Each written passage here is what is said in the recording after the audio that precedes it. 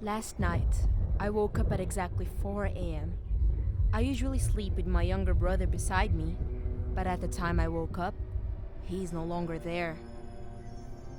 I stood up, opened the door, and saw no one around the house. It was really dark and quiet at the time, so I got back to my room, locked the door, and got back to bed.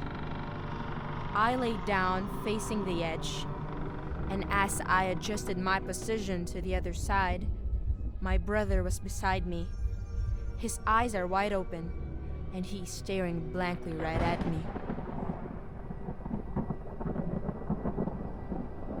I had a dream that I was going home late from work. I was at the 20th floor of the building. I saw the lights behind me were flickering and it turned off one by one.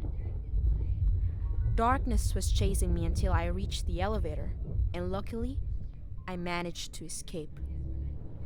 I pressed ground floor, and when the door opened, I stepped out and I fell to a bottomless pit. I fell for a long time before I finally wake up. I was on my way home in the middle of the night. Ahead of me were two separate roads. The road on the left were well lighted, but there is no one in there. The road on the right had lights, but they were 1 kilometer apart. But I hear people from that street. I chose the road that was well lighted. As I was walking along the road, I heard someone calling me from a distance. And as I turned around, someone stabbed me, and I died. I was using my computer at around 3 a.m. I was busy playing video games when my mother called me. It was dark and it's only the two of us at home at that time. As I was going upstairs, I kept on hearing her calling me. I opened the door to her room and I saw my mom, but her head was decapitated.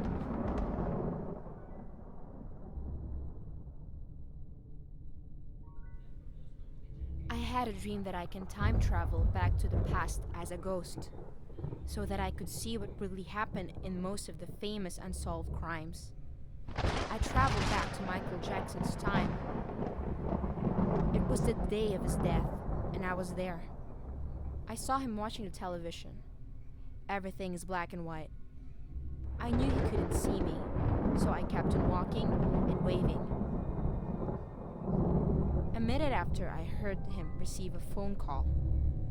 He looked so scared and answered, "Don't kill me, please."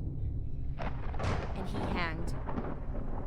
I was at the corner watching him, and then he looked right at me and said, "You shouldn't be here."